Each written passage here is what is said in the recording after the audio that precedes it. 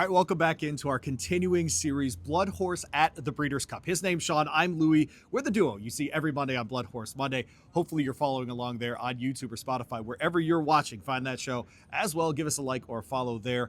An exciting day here, as you can see behind us. We are past the racing time here at Del Mar, but certainly a day that we really enjoyed here. Yes. We get a couple of superstar performances to close the card, but frankly, even in an upset victory from Valentina at 20-1 in that Juvenile Phillies turf, frankly, potentially a launching pad for her after the scratch and precise. We didn't quite know where that one was going to go, and we all should have probably known it was going to go that kind of way. Yes, exactly. I mean, the scratch of precise that came out this morning, that caught us all by surprise, and I felt like it left the race completely wide open. Sure. And we saw that result. She paid over $40 to win that race, Valentina did.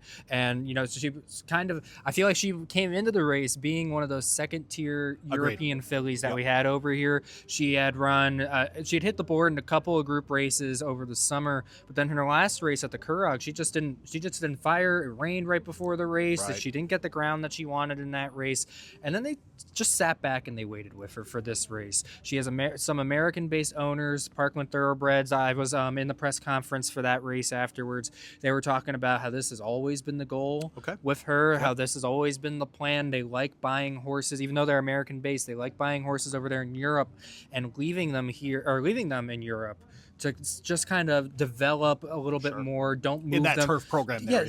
Get some experience against those top turf horses over there, and if they're not good enough to compete over there, eventually bring them here once they've already developed. You didn't move them around too much when they were younger, and so it worked to perfection here, and they were able to pull out the upset victory of the day today in the Juvenile Phillies turf, and a filly that's an exciting future. The way they talked about that, of bringing her to the U.S., I don't know if that means she's going to stay here. She's going to be with an American trainer now. I don't know if she's going to go back to Donaka O'Brien overseas, but I mean, this was definitely the ground that she preferred today. No doubt. A course that she preferred today, and she looked really good winning. Check on it north today. of $500,000 for the connections there, essentially.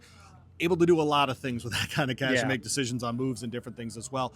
We talk about turf racing in the Breeders' Cup, and we always default to the Euros and the routes, but we give the Americans a chance, and it went exactly to plan like that today. We get Sci-Fair in the opener in race 6 today, goes ahead and wins the Juvenile Sprint on the turf. By the way, Medallion Racing owns Sci-Fair. They also co-own Valentina, so a great day for Medallion Racing. Incredible back-to-back for them in the turf races here. Sci-Fair was the buzz horse this week, and the buzz horse came through. Yes, the buzz horse did come through, and she looked really good doing it. Some of the races that we had seen earlier in the day, some of the races we seen yesterday, and then her race made me think, all right, maybe we're going to have a little bit of a speed favoring track here. That ended up not being the case with what we saw later on in the turf races. But Sci-Fair, she set that perfect trip. Schwarzenegger got the lead that I feel like we were expecting to. That I thought he would. When they turned for home, I thought he was going to go on with it.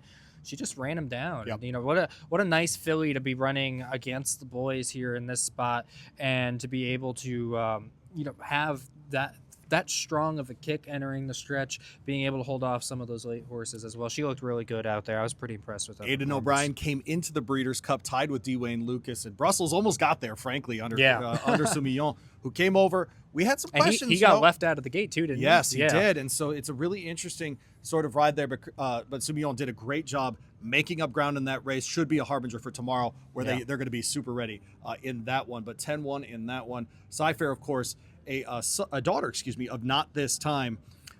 Jeez, where we heard that name. I know. Talk about how big this is. Believe it or not, I think that's his first Breeders' Cup winner. There it is. Believe it or not. And so with all the success that he's had recently, to now throw a Breeders' Cup winner in on top of that is, sky's the limit for him. If you tuned into BloodHorse Monday over the last few weeks, we've been singing his praises nonstop with all the success that he's had. Every consigner has mentioned him. Every single one. Every single, yes, we've had all those consigners on for ahead of the Keeneland sale, and they're all mentioning him. So all the milestones that he is hitting to now have that Breeders' Cup under his belt.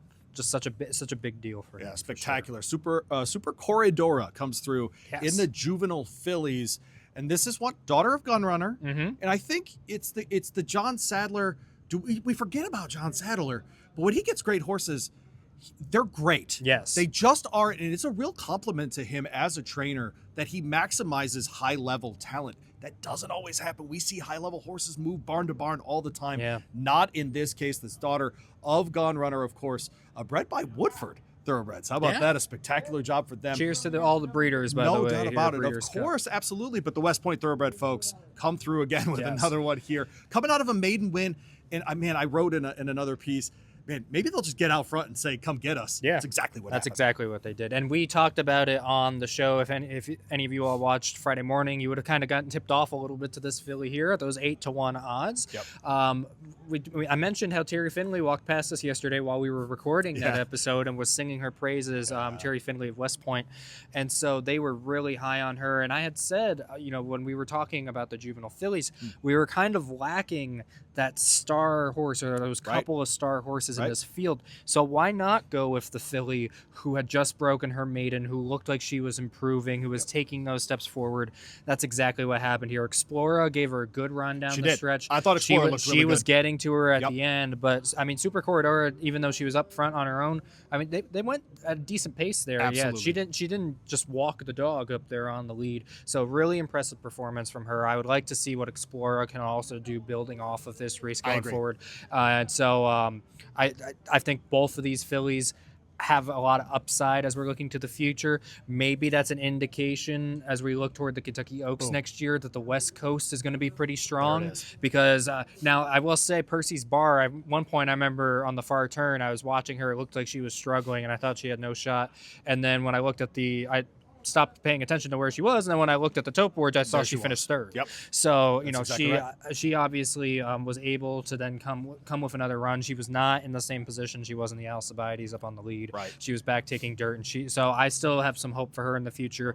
I was fairly disappointed with Tommy Joe in this race personally. I thought she was making a good run around the far turn, just flattened out down the lane. I'm wondering if maybe the distance is getting a little too much. Yeah, for she her. might be a 6-7 kind of horse, right? And for sure, the Starlet stands out now. All of a sudden, end of the year here in Southern California, might we see a matchup of many of these horses? About half the field was from Southern California, right? And so I do wonder if we won't see some of them. As you mentioned, the Oaks Trail, as we get to those later races in this trail, maybe some of these horses need time off after this. I don't know, but boy, a lot of excitement here in Southern California around those fillies. Definitely. And my question for you now as we look toward the Eclipse Awards, is it a done deal, Super Corridor, just winning the Juvenile Fillies turf off her maiden, or Juvenile Fillies off of her maiden win? Is that a done deal that she's the Eclipse champion? Or do you think Explorer already having the graded win, running a strong second, getting to her at the end, do you think she could maybe take this award?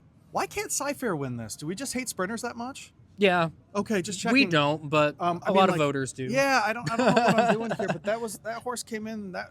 Buzz, but I mean, I don't think that horse was heralded enough. I'm not sure. But Explorer, as far as 2-year-old, boy, I had not given thought to that, and that's a really interesting question. At this point, probably, yeah. What a world we live in, folks. But yeah, when they start running in the fall, that's essentially where we end up. But on to the next race, of course, the Scratch and Precise, as you mentioned, or as I mentioned, excuse me, really blew up this race with Valentina winning at 20-1 here. Oisin Murphy gets the absolute ride of the day, almost certainly getting back up the rail, getting his horse to rally there, and then we get to the late double. Mm-hmm. And we see it chalk out, but we see two really impressive performances. We see Ted Nafi do what he has done over and over, get in that perfect stalking position, totally comfortable with Johnny V. And then when it's time to go, he goes. And I was watching the replay back in the press box with a couple of people, and I said, I think he re-rallied at the end because there was some, a little bit of concern. Maybe that's as far as he wants to go right now. He only wants to go the mile and a 16th. Then we watched it, and he did re-rally at the very end. It was only for the last 4 or 5 strides, but you saw him pull away again from that field. Obviously a massive effort from Mr. AP in this spot, 30-1 on the morning line. But Ted Nafi did nothing to cool our expectations for him going to the sprint. No, yeah. Well, and when we spoke with Carlos Morales on the Friday episode here, he was mentioning the mindset of Ted Nafi, and I've ended up hearing that a lot today. Actually, a lot of people talking about that as well. And so I'm wondering, maybe he's at the point he's just figured it out. He knows what he needs to do to win, and that's what we saw out there today. He took the lead. just waited for the competition to come to him, and they didn't get close enough to really threaten him at that point. And you hear stories from jockeys too. Oh, he heard them coming. Yeah. And then he started going again. It felt like that with Ted Nafi today. Yeah. And, they turned for home, and at one point it looked like Brandt was going to give him a challenge the top of the stretch. But as I was watching it live, I never felt like he was really in danger. Yep. Now, at the end, I will say the end did kind of concern me. It was interesting. Mr. From AP, both sides, frankly, outside and Mr. inside. AP coming back at him. I think he had handled Brandt at that point, but Mr. AP coming back at him on the outside, I don't want to say I wasn't impressed with his win because he did exactly what he needed to do. He was shipping all the way across the country to run in this race. He checked so many boxes for a young horse in this race. However, if I have a nice 2-year-old right now, I'm not that scared as we move forward into the spring at this point. We'll see what happens as he keeps developing. But what I would have seen today, I still think I got a pretty good shot at these spring races for sure. Yeah, it's interesting in that spot. But yeah, just an absolute another masterpiece for Johnny V, frankly, in that race as well. I also don't want to take anything away from Ted Nafi's win today. I do want to say what a miraculous year he has put together. Oh, absolutely. His 4 Sometimes a 2-year-old vote is very easy. He's made it extraordinarily This is going to be easy. unanimous, I would say. I would hope so. Yeah, 3 grade 1s. I would hope so. Winning the Hopeful, winning the Breeders' Futurity, winning the Breeders' Juvenile. At 3 different tracks. 3 different tracks, 3 different areas of the country. Absolutely. He's gone everywhere. He's danced every dance you can as a 2-year-old. He has hit what I would consider... you could swap out the Champagne for the Breeders' Futurity, but I would consider maybe the 3 biggest 2-year-old races there are the Hopeful, and then if you're looking at the 2-turn option, you'd go with the Breeders' Futurity. If not, I would throw the Champagne in there. But he won everything they asked him to do. He looked good doing it, and so Ted Nafi, he definitely should be the Derby favorite at this point. Not possible to run the Breeders' Futurity and the Champagne the same day, so that's a really tough thing to pick off. He would have really been a great horse if he could have done that. They fly him up there. If he could have hopped on the plane, I'm sure they could have gotten a private jet for him. Come on, Rapoli. They should have put the Champagne as race 1 at 10 in the morning, thrown him on the plane, get him out there to Keeneland. Why not? He would have won both. I don't have any doubt in that. And then all of us got to see history today.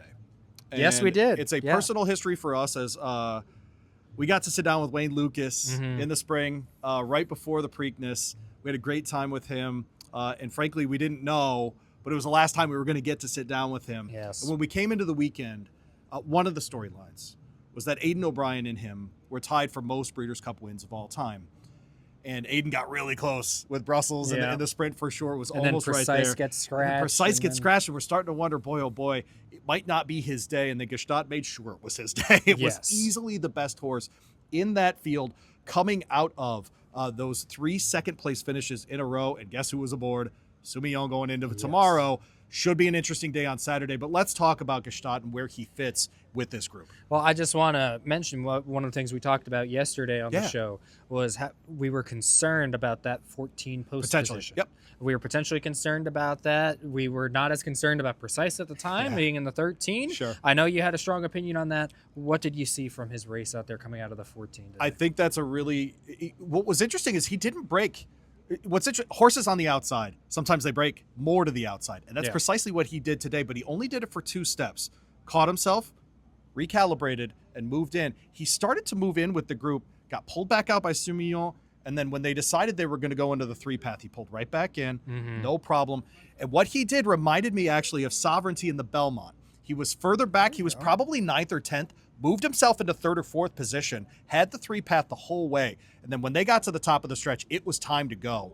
And that's exactly what he did. He was a freight train at that point, a terrific ride, but frankly, a horse that I think they're going to try more left-handed races with him. Because I think he liked that second turn, and he launched out of it, frankly. And if you notice, he bumped a little bit. He moved in a path in the stretch, but I think that was because he had slingshot. It was a slingshot effect, essentially, off of that turn. I wonder if he's not a Baby Rebels romance, essentially, where they figure out he wants the flat turns. Yeah. And that's what he wants to do. I think there's a chance that we see that from him in the future. Yeah, we definitely could. And he might be one of those candidates. I mean, I'm sure they're going to have to think about the Guineas and the Epsom Derby. No doubt about it. I'm sure they're going to have to think about that with him. But, say maybe they decide not to go that path with him. Obviously, this was just a mile, but if he can stretch out, if he can go more distance, maybe we see him back here in the States for the Belmont Derby, the Saratoga Derby.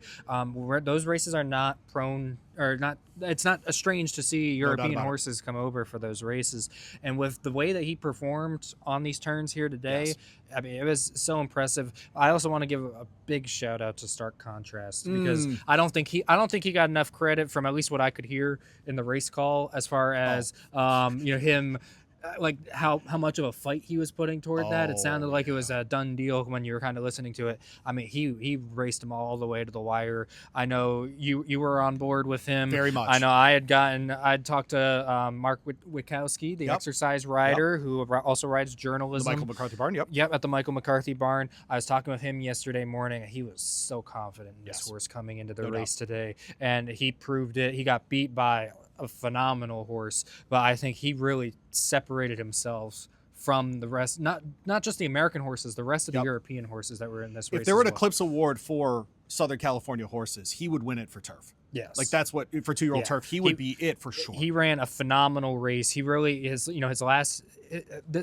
two races around two turns have been really good going into this. Right. And so I think very tactical horse. He can develop into something really special this stateside, especially. He could, and especially you look at McCarthy. He's got a barn in Kentucky at Churchill Downs. When you're looking at that's an American turf option. Yeah, when you're looking at the American turf, when you're looking at the Transylvania at Keeneland before that, when you're looking at those races, I think this could be a horse that he's gonna shift east and he's going to potentially run the table. Homebred for the Amermans. Reminder: a couple of years ago we saw Endlessly win the Jeff Ruby, and that was a horse that Mark compared him to. Mark rode him as well, and so he compared him to Endlessly at this point. The son of Caravaggio, by the way, and so Caravaggio is not a sire that we've heard a ton around the Breeders' Cup, but a great spot for the Amermans here, landing in the second spot behind Gestalt for sure. Yeah, you can't be ashamed of that performance at all. I think this horse has a really bright future. All right, well, let's get into our previews for Saturday. Yes. Who's kicking us off, Sean? We are going to start off with Byron King, our news editor here at BloodHorse. He runs the Derby Dozen. He had Sovereignty on top the entire year, from the very first one he did in January all the way through the Derby. So we're going to hear his opinion to kick off the Filly and Mare Sprint, and then we're going to run just like we did yesterday. We're going to run through each of these races on the Breeders' Cup Saturday. Great news. You'll hear from Byron. You'll hear from our guy, Frank Angst. And we imported him from New York. His name is Bob Ehalt. You'll hear from him as well. Little insight, frankly, from him on the New York shippers for the Classic. But, of course, we'll talk turf with him as well. So here are our previews of every race on the Breeders' Cup card for Saturday here at Del Mar. All right, the first race on the Breeders' Cup card on Saturday will be the Breeders' Cup Filly and Mare Sprint, going 7 furlongs on the dirt course here at Del Mar. Byron King from BloodHorse and BloodHorse.com, of course, with us here to preview this one. Interesting field, lots of accomplished runners in this. It feels like this race every year brings that kind of field. It does. I mean, it draws horses from all over. Usually have the Ballerina winner from Saratoga. Usually have the Princess Rooney winner, and we have that again this year, plus a ton of California horses. Correct. And Sweet Azteca is the favorite, a California-based horse. So it's a competitive field, I think. Sweet Azteca, of course, beating Copian this year, and she'll be running against the boys later on in the card, which is always an interesting decision here. I don't want to lead you anywhere too fervent, but Hope Road, you mentioned, comes in here.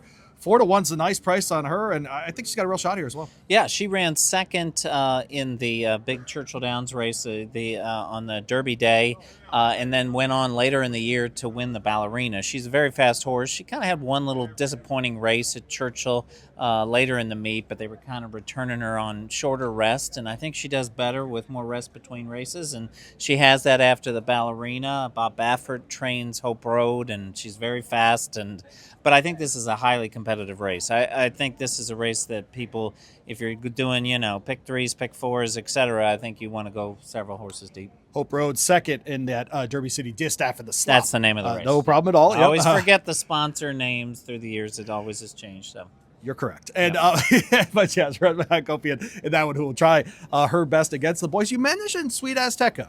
Is a local horse here. Ran a couple of really nice races in the fall. What do you make of her? Should she be the favorite here? I don't really think she should be, but I mean, she's certainly got solid form. I'm a little bit questionable about her. I just don't know. I mean, you mentioned some of her wins and whatnot, but I just like others just a smidge more. Who else do you like in this field? I mean, Tamara is a really exciting horse. She's a horse that Spendthrift Farm has, and she was the hot stuff as a juvenile, and she had some health issues and didn't really kind of put it together. Took some time off, has come back looking sharp.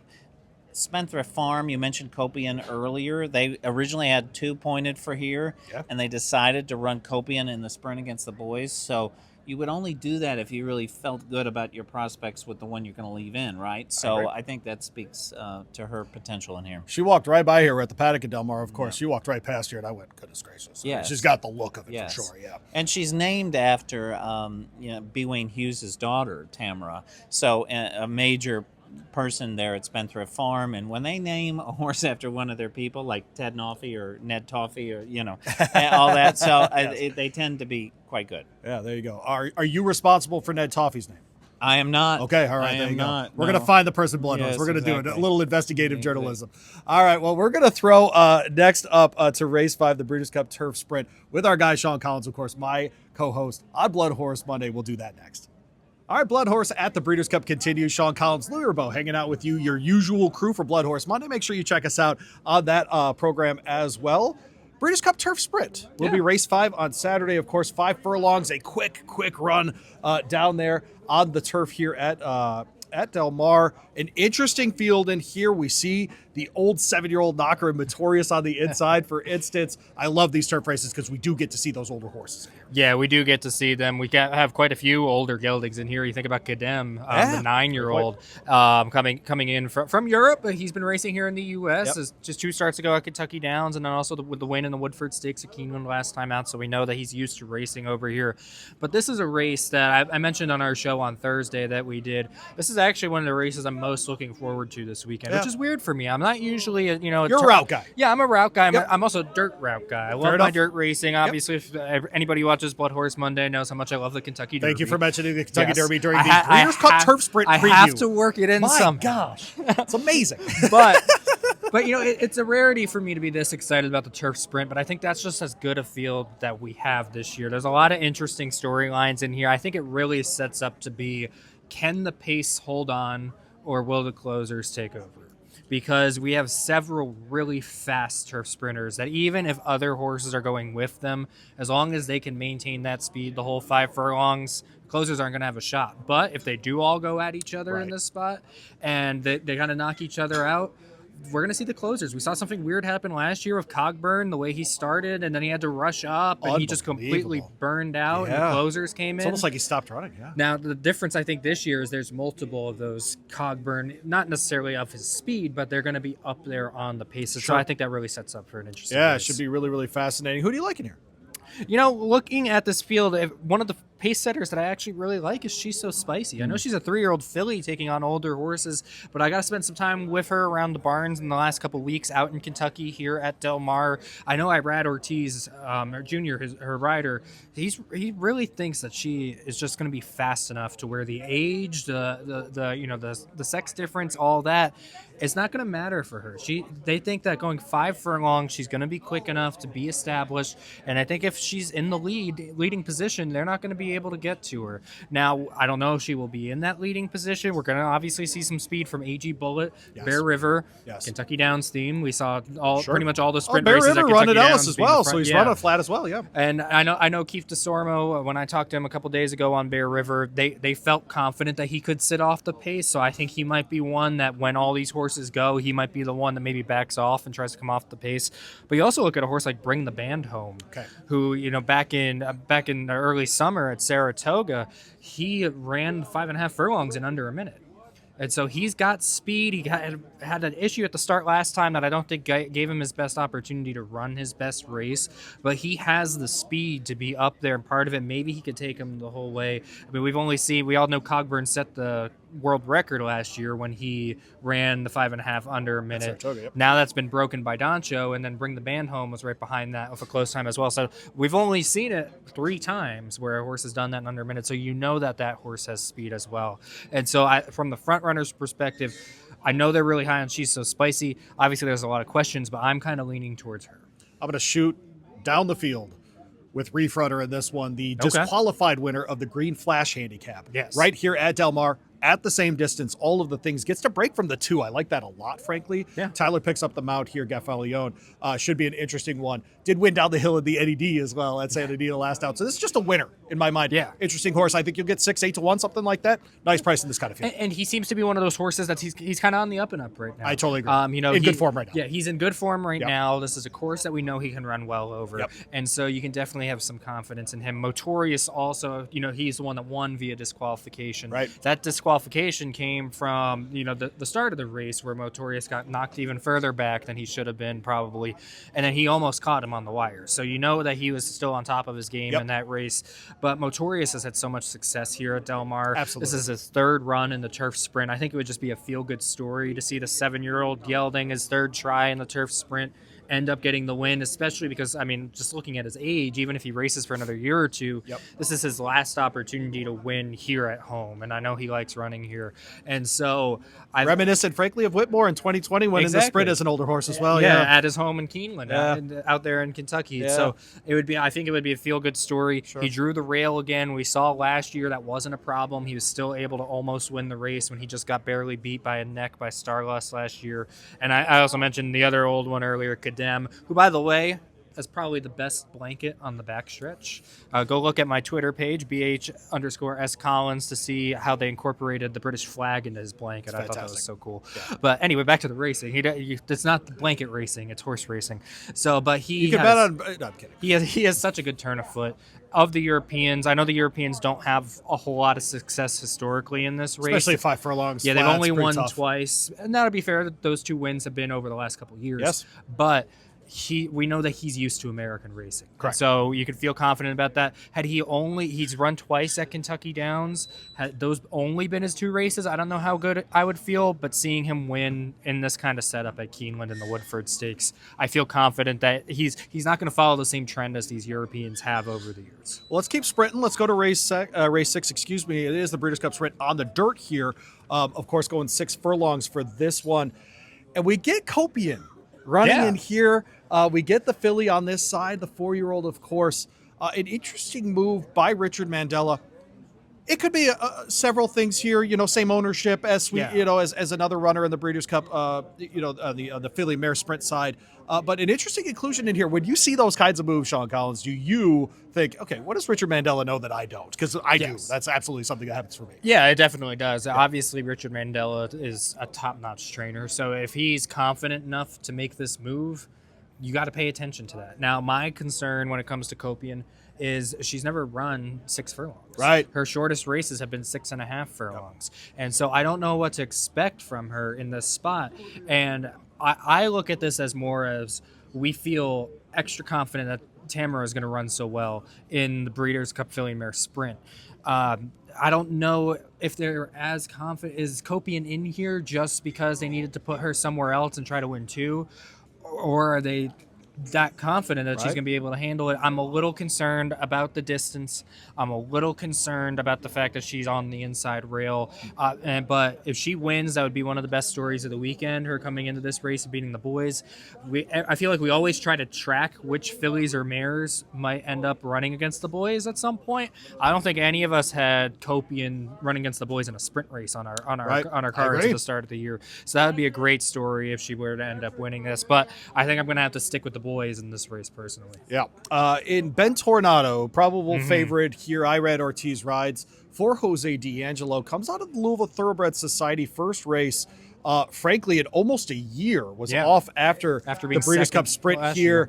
Barely missed under Louis Size, behind Straight No Chaser last year. Straight No Chaser, frankly, a little bit of a surprise winner last year, but comes back here, frankly, second off the bench here, should be a real contender. Yeah, he should. I feel like nobody's talking about Straight No Chaser in this race. Well, that part too, but talk about Ben Tornado first. You're not wrong, though. Yes. Well, Ben Tornado, I mean, you saw his race at Churchill Downs. Absolutely. I know I was there for that. We He looked so good winning that race. And I know the horses that he beat in that race are not the top-notch sprinters in the country. Skelly is not making a Breeders' Cup, right? Yeah, they're not the top-notch sprinters in the country. But what we have in Kentucky, we've seen that group a lot. And those are some hard-trying horses, some consistent horses that always give their best runs. He handled them very easily. That was not a fast-track day either, and he finished in 108.2. Yeah, I mean, that was a fast sprint And out of Ben Tornado. D'Angelo Off the bench, too. Yeah, D'Angelo's been having them ready off the bench. We saw it with She's So Spicy Yep. winning the Music City Stakes, coming out of Royal Ascot. We saw Howard Wolowitz in the race at Kentucky Downs, the turf sprint, where he was second in that race after getting into some traffic on the rail. He was coming in off a long layoff and from the Saudi Cup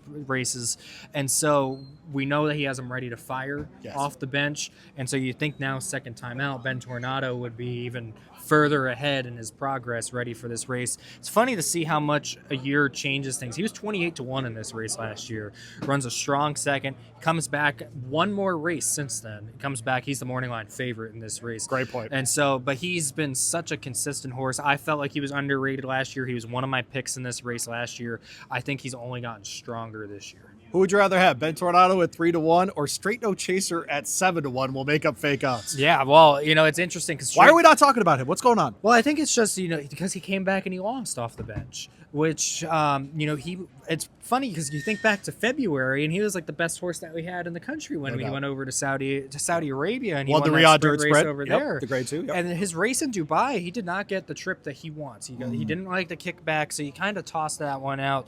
Now, me personally, I was expecting a little more from that return race. We've seen him come back, especially that race at Santa Anita. I think it was the exact same race last year that he came back off of a long layoff. Yes. And he won that race. So you were kind of expecting the same thing. I think the fact that he did not win is why we're not talking about him. But we got the defending champion in this race, and it seems like he's flying under the radar. I wouldn't count him out. I know he's stuck wide here, but I wouldn't count him out. Let me make this about the Kentucky Derby. Are you ready? Yes. Okay. In the same way that if a horse finishes up the track in the Kentucky Derby, I don't write off the rest of their career. Exactly. Right? It's a very difficult thing. When horses come back from races, either in UAE or Saudi, I don't expect them to win first back. Yeah. It's a difficult trip. Not all of them can do it. And that's why a horse like Forever Young or Rebel's Romance is so different, because they do globetrot. They show up everywhere, weighing off the plane, we used to say. This is what we're talking about with those horses.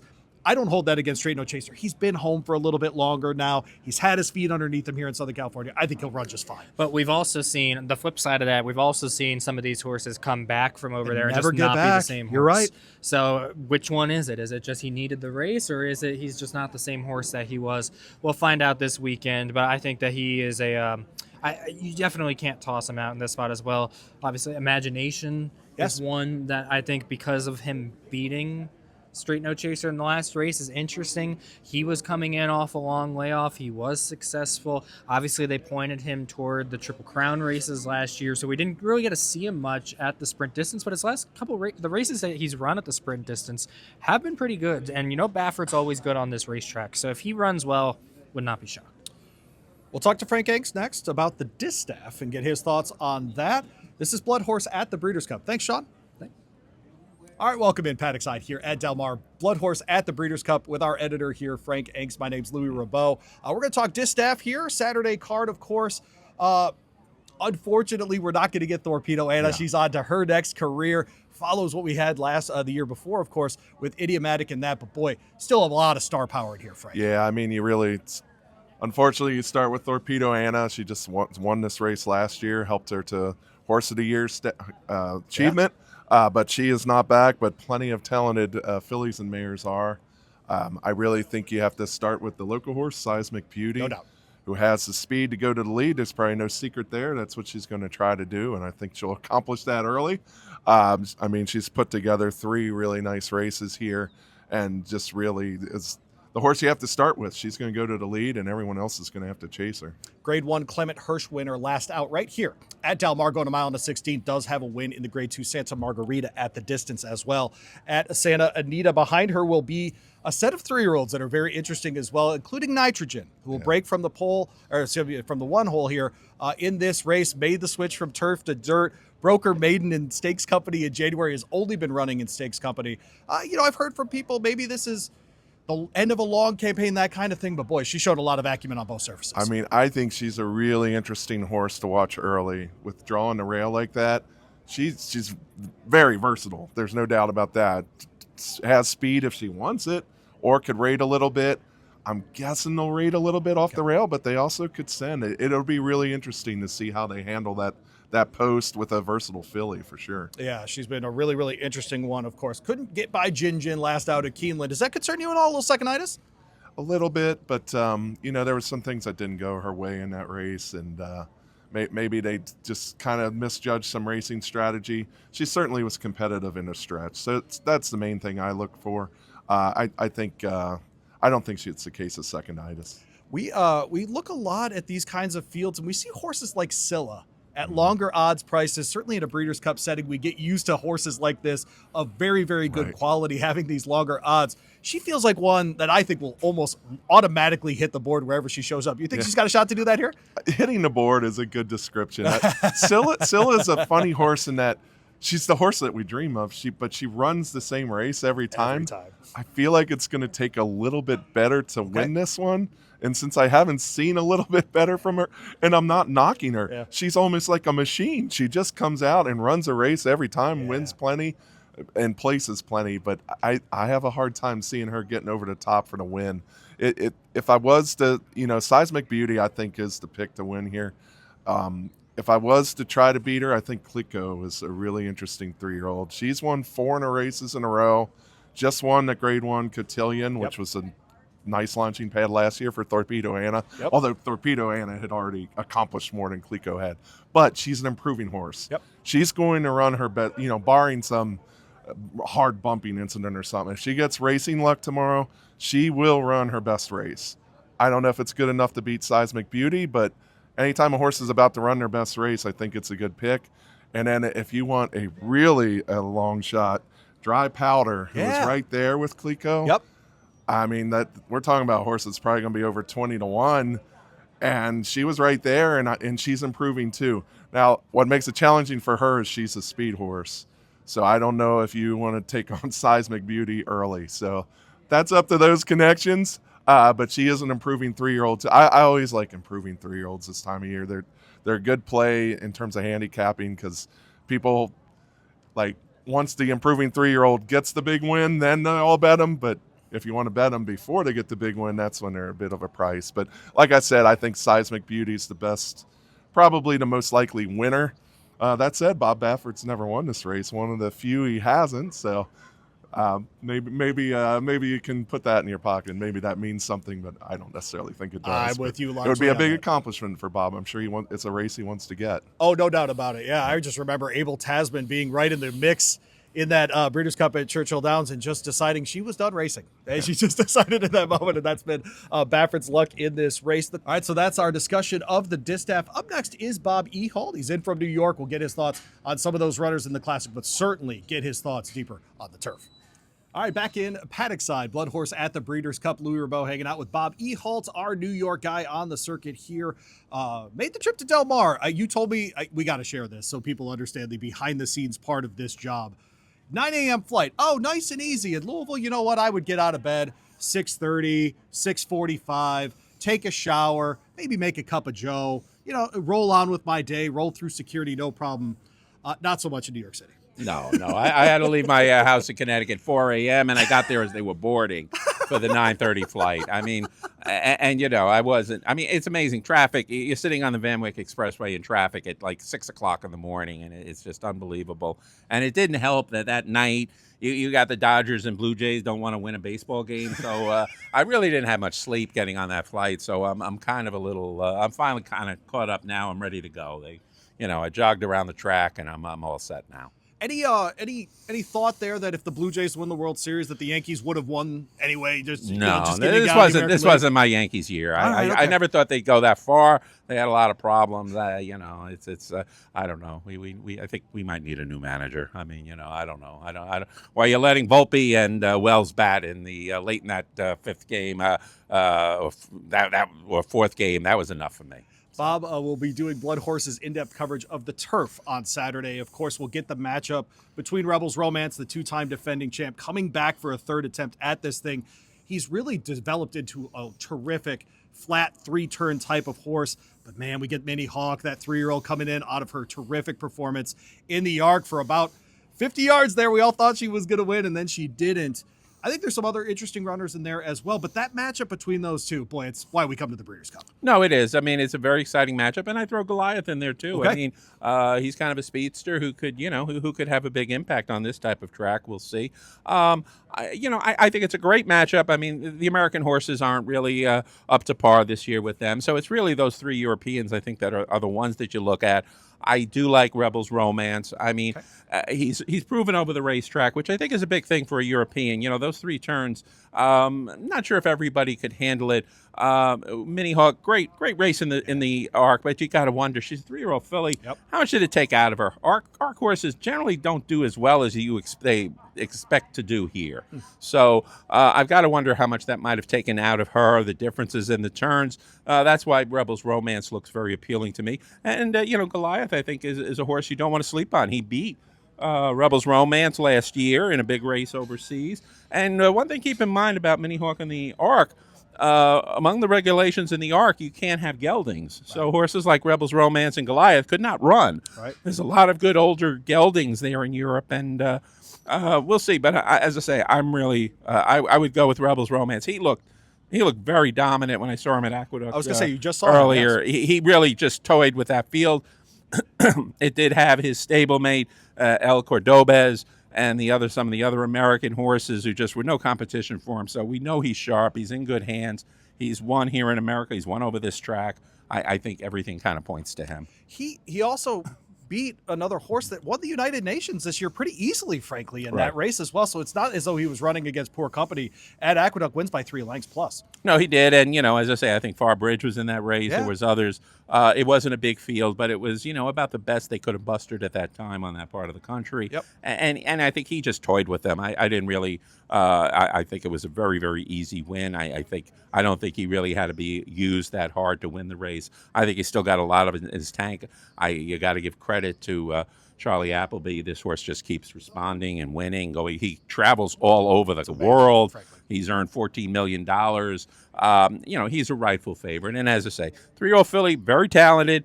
But, like I say, I've seen enough of these horses come from the ARC who, for one reason or another, don't really have that same kick. And so that's why I would kind of lean toward Rebels Romance in this.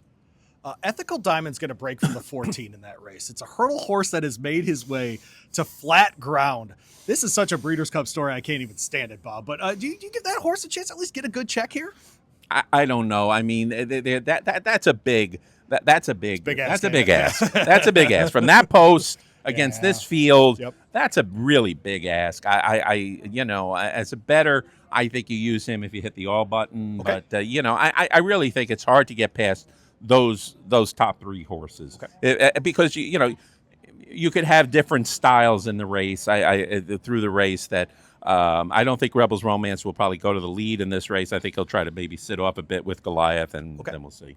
So in this race, then, if you were putting your top 3 together, you'd have Rebels Romance on top. Would you have Goliath ahead of Mini Hawk just because she's coming out of that arc? Yeah, I think because of the speed here at Goliath at Del Mar, I might put Goliath second and then Mini Hawk third. Okay. I wanted to ask you as well, many of the best shippers for the Classic are coming from New York as well. You are very tapped in to those connections there in New York. I want to ask about Fierceness second. We saw him in the Pacific Classic. I think we know more about him than maybe we do about Mindframe, who, frankly, if he puts it together here, would have a really great resume for Horse of the Year. Between that Churchill Downs, some runs otherwise at Churchill as well in their Summer Classic as he heads in here. The Jockey Club Gold Cup, we've all seen the photo 1,000 times of I ran on the wrong horse and all those other things. He didn't keep up with the field that day, sort of wandered around the track. Any concern about him coming into this one out of that performance, the time off, etc.? No, not in my mind, because if it was some other trainer, I might have some serious concerns. Todd Pletcher is a master at getting horses ready off a layoff. A lot, you'll see these horses that haven't run in 10 or 11 months in Todd's barn, and they come back with huge efforts. He's working out every day against some really good horses. I mean, you look at his barn, he's got Locked, he's got Fierceness, he's got Antiquarian. I mean, these are good horses that are training with each other. I have no doubt that Todd will have him fit. And as I say, I really kind of see the race as a coin flip between the 4 older horses. And I think Mindframe, if you're a bettor, Mindframe's going to be probably the biggest price of them, so he's attractive that way. But I also think, you look at the Stephen Foster, he beat Sierra Leone. Yep. I think it could be a repeat of that. Fierceness, I think fierceness is the question mark. I was talking with Johnny Velasquez about him, and he said he's a difficult horse to ride because you can't put him into the race before he wants to. That's when he's had trouble with the horse. When he said he was running smooth and comfortably, in the Pacific Classic. He did it on his own, so that's why he ran powerfully. That's the question. Will he run on his own? Johnny said if I could stay out of his mouth, he's okay. Got it. So there are some questions as to whether you don't know what the pace exactly is going to be. I'm not buying into the Rabaut. Everybody knows he's not going to be around, and these are top quality riders. They're not going to be fooled by anything. But with fierceness, you always do have that question: is it going to be the really, really good fierceness? And like I say, Forever Young, really good horse too. But I do think Mindframe is going to put in a big effort. Antiquarian from New York. I mean, that was a good effort in the Whitney, in the Jockey Club. He's been in the trifecta all year. I mean, he doesn't miss. He has. He's consistent, but I think the question mark is we know there was a lot of asterisks to come out of the Jockey Club Gold Cup. I certainly think Sierra Leone lost basically all chance in that race. So I might put him ahead of that horse because of that. And I tell you what, you could run a hell of a bang-up race in the Classic and still finish 7th. I mean, that's how good this field is. I mean, if you're picking like your top 3 or 4, who are you leaving out? You're leaving out Baeza, maybe Journalism, Antiquarian, maybe Forever Young, maybe Mindframe. Yeah. I think there's going to be some good horses that don't hit the board. And that's what really makes it, I think, a really great race, even without Sovereignty. 4 ways a top for you in that one. Coin flip, as you called it. Does that mean, hey, we're waiting for the longest odds and that's who we're betting on? Well, I'm pretty sure Mindframe will be the longest of those prices. I don't anticipate him going down with them. I kind of put it as Mindframe, Sierra Leone, Fierceness, and then Forever Young. There you go.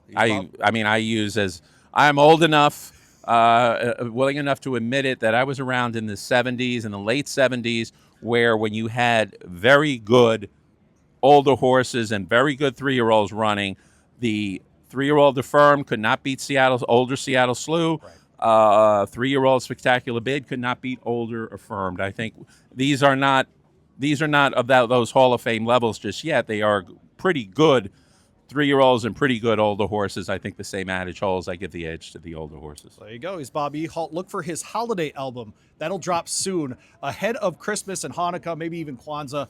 Is it mostly Christmas ballads, or what are we doing this year? I'm trying to extend. I'm trying to get I'm trying to be very inclusive with everybody. I take requests, things like that, but I do have the standard, the standard holiday tunes. Kind of big, like, I saw one of my big ones. I saw Mommy Kissing Santa Claus, and I've also done some of the Chipmunk covers. Well, Elvin, Simon, and of course, Bob Ehalt. There you are. We'll get back with up next. We'll talk with Byron King about something. That's next. All right, back with Byron King, talking classic with him here on Saturday. This is race 9 on the card. We were waiting for this matchup of all of these horses. 10 entered, 9 Grade 1 winners, and unfortunately, with a little illness this week, it looks like he'll be just fine, of course. But Sovereignty out of this one. Does this dampen the race for you at all, or are you looking, hey, we still got 8 Grade 1 winners here? Well, it does dampen it. I mean, let's face it, he was the presumptive 3-year-old champion, likely horse of the year if he were to win, or even if he ran second or something, So, I mean, he's a great horse.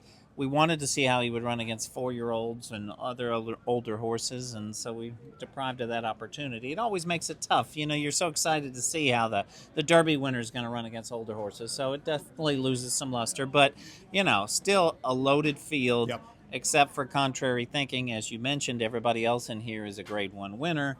He's an allowance winner. He's the pace setter in here. But, I mean, you could go a number of different ways in the Classic now. With Sovereignty's defection here, we still have a solid set of 3-year-olds that are going to run between Journalism. Of course, Nevada Beach. Baeza finally gets that Grade 1 win last out of the Pennsylvania Derby. Of those 3, who do you give the best shot here? Well, I guess I would lean toward Baeza of those. I think might be a little more progressive than journalism. I think journalism has kind of been steady as the years gone on, but he hasn't necessarily like upped his game. Now, obviously, a key jockey change, Jose Ortiz taking the mount in this race. We'll see if that can result in any improvement for him. Do you have a strong opinion on that? I like the idea of at least trying something different after the Pacific Classic. Sure. Honestly, I don't think some of the rides on him were very good earlier in the year, even when he won under Rispoli. So I don't fault them for making that choice. Yep. You have to give yourself what you think is the best chance to win. So I think I don't fault their decision at all. Sierra Leone is back. He won this race last year. Contrary thinking's in here to set a pace. Frankly, he's already got fierceness to run at, right? And fierceness is going to do a lot of work near the front end or on the front end, frankly. Sierra Leone, his chances on Saturday. Very good. Yeah, I mean, he's a horse that has run in graded stakes races ever since his maiden win, and he's never been worse than third. It's amazing. You know, he fires all the time. He won over this track last year. He had an extremely hot pace. The half-mile split last year was lower than 45 seconds. It was like 44 and change. Yep. Just furious fractions. I don't think you'll get that in this particular race, but I think contrary thinking will probably, push them along to 46 and change, maybe something like that, But I think that gives Sierra Leone a fighting chance in here, a strong chance. He's a very good horse. I think I would pick him second here behind Forever Young, who I think is an exceptional horse and is my selection. Speaking of landing in the trifecta, of course, in the trifecta last year of both the Breeders' Cup Classic and the Kentucky Derby was Forever Young. Why do you have him on top? Well, he's the top-rated dirt horse in the world based off his Saudi Cup from earlier in the year. He ran lights out in there, and then they kind of pushed on with him in the Dubai World Cup. He was a little over the top, didn't really fire. They freshened him up. They gave him an easy prep in Japan. He's coming into this race looking good. He's looked great out here. And when he fires his best shot, he's pretty darn good. And now, granted, he was third, as you mentioned, in this race last year. Third in the Kentucky Derby. He got beat 2 noses. You could argue he might have been best in the Kentucky Derby because Sierra Leone bumped him repeatedly. I don't disagree. And he got beat 2 noses. So, he's a very, very good horse, and his trainer has already won a couple Breeders' Cup races at Del Mar, So I think clearly this horse has got a lot of things going for him. I think a point you made earlier, too, where he tried to run those 2 Arabian Peninsula races back-to-back, he likes to be a little fresher. He's got a little bit of that. He's not on the same level for sure, but that flight line where if he's fresh, he's going to run better than if he's trying to push those races together. Yeah, and I mean, he's made $15 million. A good part of that is from the Saudi Cup, which is $20 million, but this is a very, very good horse. And last year in the Breeders' Cup Classic, he had the rail, and they kind of sent him away from there, and I just don't think everything flowed that way. He also had a longer year between the Derby and stuff, so I think he's just a little bit more on tilt this year. There you go, bloodhorse.com for all of Byron's thoughts ahead of the Classic. Make sure you check that out. Up next, we'll talk Turf Mile with Sean Collins up next right here on Blood Horse at the Breeders' Cup. All right, back with Sean Collins here, Blood Horse at the Breeders' Cup, talking mile races now. We'll go to the Turf Mile first here.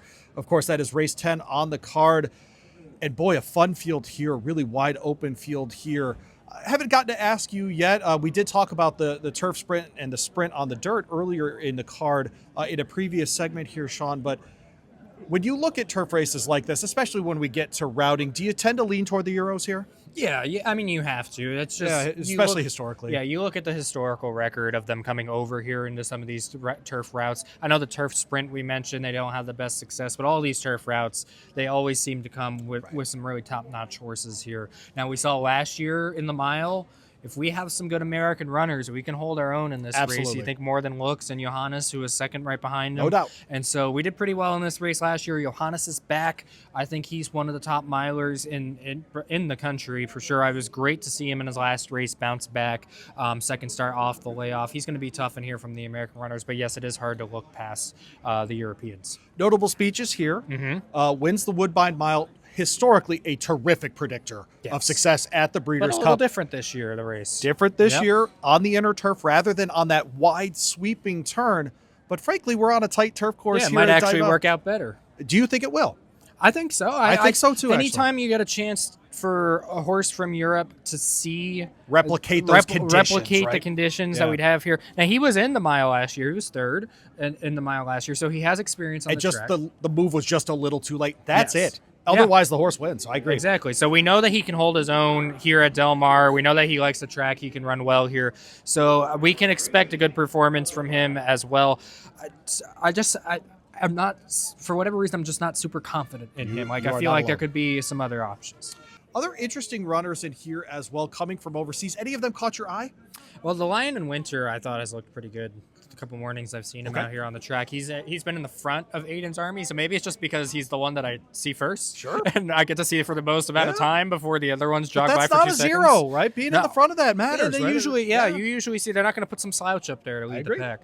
And so, but he has good form out there in Europe. He's second last time out in the Queen Elizabeth II Stakes, third in the I should let you pronounce that one. There we go. I'm gonna let you. No. Okay, it's a windmill. Oh, okay. Yeah. So he was running in windmills apparently out there in France. But a grade 1 at Longchamp. Yeah, that's and the top he only of the lost top. by a neck. Yep. And so we've seen before where horses that maybe are that second, third in Group 1 company over there, when they come over here to the US, they can run a lot better over here against our horses. Now, to be fair, Salon was the winner of that race. Yep. He's in this field as well, so you need to give him a look as well. He's looked pretty good out there on the racetrack. Same morning line, by the way. Same morning line. So obviously they thought that race, similar to how you think about it, is three horses together. That's who finished. And the thing that I like maybe more about him than the Lion in Winter is the fact they brought the Lion in Winter back for another race versus Salon's been off since that victory. So he may be coming into this race a little bit fresher. With the Lion in Winter, the October 18th date coming in this close. I know horses have done it before in the Breeders' Cup, running that weekend and then coming over and being successful here. But the timing, to me, when you have to ship all the way over is slightly concerning, I would say. But both of them have looked good out here on the racetrack. I do like a couple of these American runners. We mentioned Johannes earlier. I think he is a top-notch turf horse. I think he can hold his own against these European horses. But I also am a big fan of Rhetorical as well. I loved his win at Keeneland last time out. I think this is a horse that has been so well handled by Will Walden. We had him on the BloodHorse Monday podcast a few weeks ago. Which means he'll win here. Yeah, BloodHorse Monday bump. Let's go to the next race. But he's handled this horse so well. Yep. Where they knew that they had a good one early, but they let him gradually progress through the ranks. They kept him in against New York breds, got him the experience, let him figure out what racing is, then took the shot against the Grade 1 horses, and it was successful, and he ended up winning pretty impressively there. I like his chances coming back. I actually just saw Will Walden this morning. He's feeling really good going into this. Oh, fantastic. Johannes would be my play of the Americans in here. Personally, comes out, of course, out of the City of Hope Mile at Santa Anita, where he is undefeated and is spectacular over that Santa Anita turf course. Does have 2 runs here. Has never been worse than second. I find him to be the most interesting of the American runners. Just a little bit of a home track advantage. Yep. He's already been here before, handled the turns before. And, man, the confidence to start this horse's campaign this year in the 4-star Dave tells me that trainer Tim Yaktine really does think he's got a world-class horse. And by the way, I agree with him. You and I both agree with him. We voted him on top in the Eclipse Awards last year. Yeah. Would not be a stunner to see him win here. It would not be. And that just, even though I know he didn't run well in that 4-star Dave, but to think about shipping across the country, they know that they have one of the top turf horses in the country because we're not going to start him in an allowance company, grade 3. We're going for the grade 1. Yep. And he wasn't ready that day, but we saw in the City of Hope Mile, he was ready when he was back second off the layoff. Third off the layoff, you would expect he's only going to be better here. A son of Nyquist. Yep. Very few of those Nyquists in here, but hey, real shots, all of the Nyquist babies that will be in here as well. Let's go to the dirt side of things, the dirt mile. What a race this turned out to be. We've got a big favorite in Nisos, which is a little surprising where his morning line landed. Would you have him there or a little bit higher than that? I would have him a little bit higher just because of how good this field is. Because I was actually talking with Michael McCarthy, who has Touch of Destiny in here yesterday, and he himself said this is probably one of the most talented dirt mile fields that we've had in a long time. We've had years before where we've had a superstar in this race. You think Knicks Go, you think Life is Good, you think back to Golden Sense winning 2 of these things. Like we've had years where we've had the standout. but I don't think we've had years where we've had this complete talent in the race. Like, that standout was there against a bunch of horses who maybe were not up to that level. Nysos could be that standout in here, but everybody else in the field has credentials. Everybody else in the field's a top-notch horse. And so I think top to bottom, this is a pretty strong group. Nysos, I think maybe the 8-5 is a little bit low just for that reason because of how many good horses are in this field.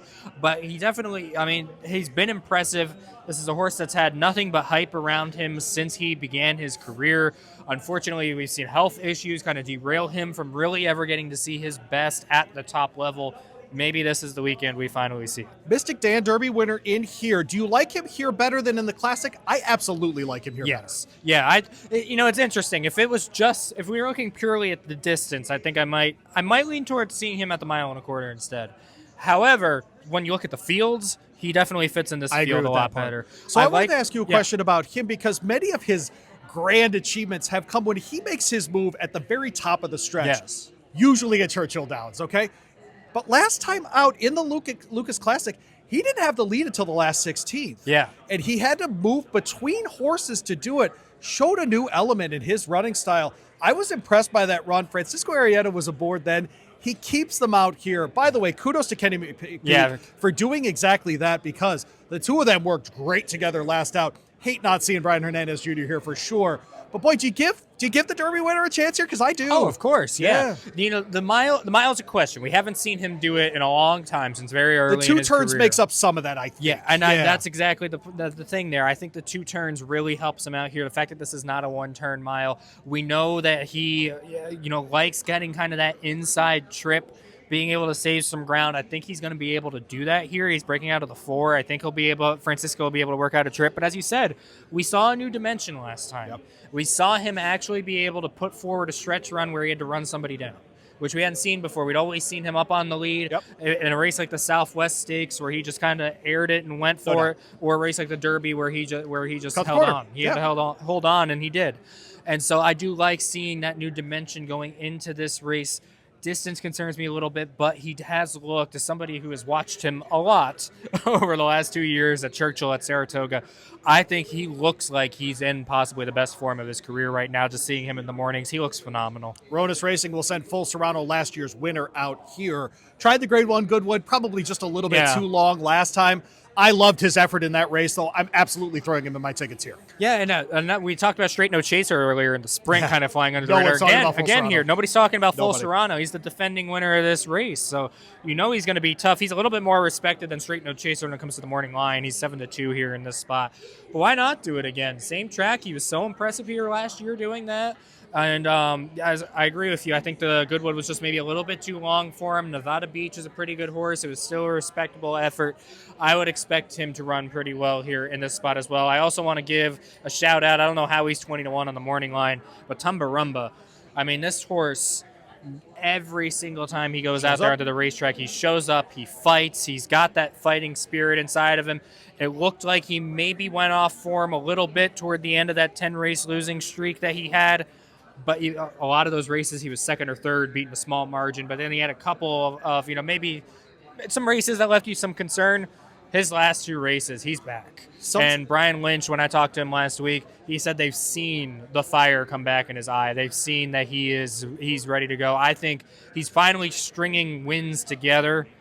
I think he could maybe do that again here, and I like the odds. That's the difference there is that the ACAC, not usually a great predictor for a 2-turn mile. Yeah. But frankly, the fact that he's stringing these together is different than his previous form, and so I'm with you on that. And he's done well. He was 4th in this race last year. Yes. He's done okay at the 2 turns before. I don't think that's going to be a big problem for him. Chancellor McPatrick's off to the breeding shed after this. Many times, frankly, we see retirements before a possible exposure. I think it's really interesting that Chad Brown's going to run him here. I love the move to Jose Ortiz as well. Yes, I'm kind of surprised he ended up in this spot instead of the sprint because it seemed like they were really pointing for the sprint. His races around 2 turns so far, we all remember back Derby time, we were concerned about what he was around 2 turns. He ended up winning the Curlin Stakes out at Saratoga around 2 turns. So that makes me feel a little bit better, but I still don't think – I haven't seen from him as a 3-year-old that same kind of devastating kick that he showed last year as a 2-year-old. I think and maybe winning the Champagne, by the way, at a mile. You're right. Yes, and the hopeful stakes at 7 furlongs. But he hasn't been as electric as I thought he was going to be when the year started. So I'm hesitant to go with him here in this spot, but it is nice to see him here. And obviously the fact that they did enter him, that shows you some confidence that they still have in him. We'll close our race previews up next with Frank Angst. We'll talk Breeders' Cup Filly and Mare Turf, and then you'll see Sean one more time as we'll wrap up our series of Blood Horse at the Breeders' Cup. Here's Frank to talk Breeders' Cup, Filly and Mare Turf. All right, the last race on the card on Saturday will be the Breeders' Cup Filly and Mare Turf. We're running a mile and 3/8, going the 3 turns here at Del Mar. Frank Angst back with us here from BloodHorse.com. You'll see his preview up there. This is, I think, probably hearing different opinions. One of those races people think is the most wide open on Saturday. I think that's a fair description. You have a lot of you have to start with the European-based horses just on their success in this race. And a lot of those horses look fairly even, on paper. And then She Feels Pretty is the U.S. horse that most assuredly fits in with that bunch. Yep. And the E.P. Taylor is the race I keep coming back to. The She Feels Pretty won it, edged Diamond Rain by a head, but they've drawn where She Feels Pretty is outside tomorrow. I think the configuration here, it's going to be a 3-turn race. Really not much time for her to get over, or they might have to use their speed some.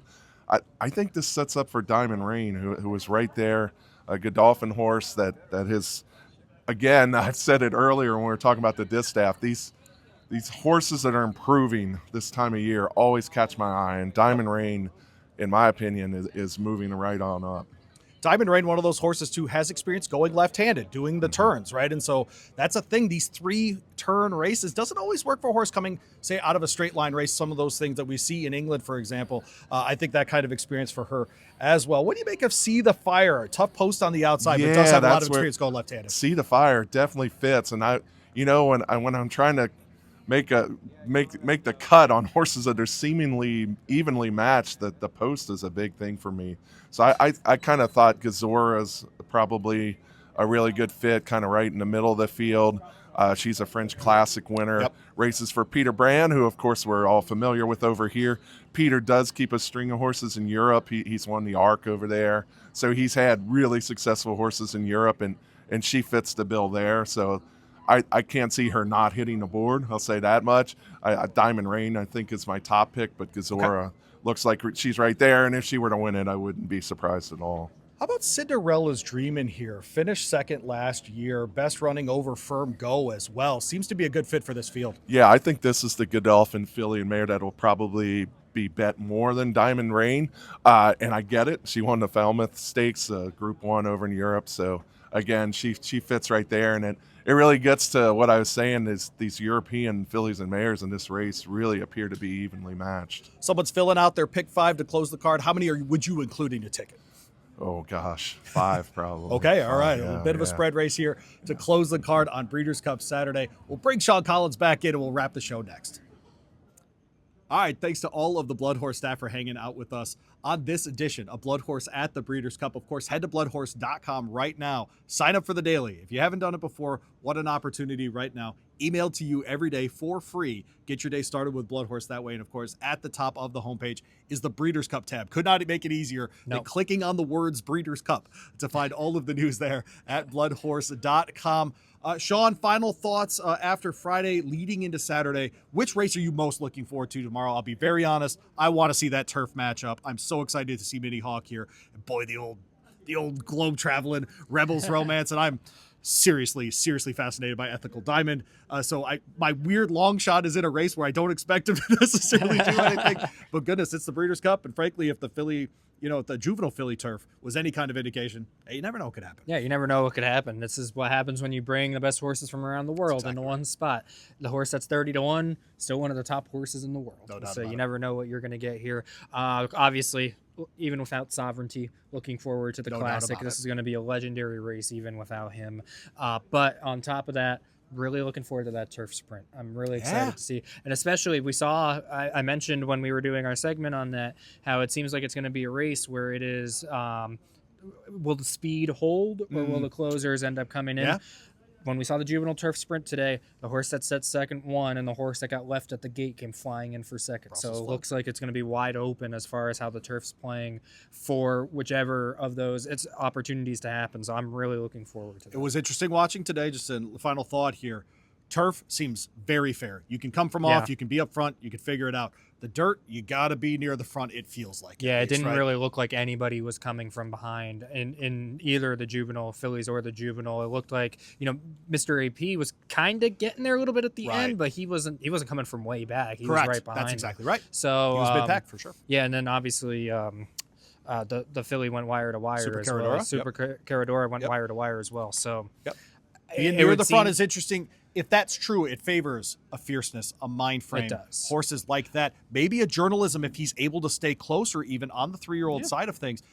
And a horse like Sierra Leone might have to get going a little bit quicker this year than he did last year. But frankly, was able to do that at Del Mar last year. Yeah. So maybe he can repeat that and performance. I feel like last year we were saying the same thing about how it seemed like You're speed was darn going right. and boom, Oh, he you're was so right right. there as they came off the turn. It's like, okay, yep, he's just good.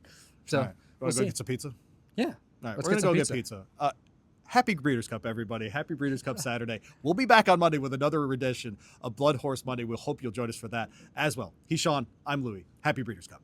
The BloodHorse is dedicated to the improvement of thoroughbred breeding and racing for over 100 years. Don't forget to like, subscribe, and save BloodHorse Monday on all your platforms. For the latest news, analysis, and insights, visit us at bloodhorse.com. Thanks for listening, and we'll see you next week.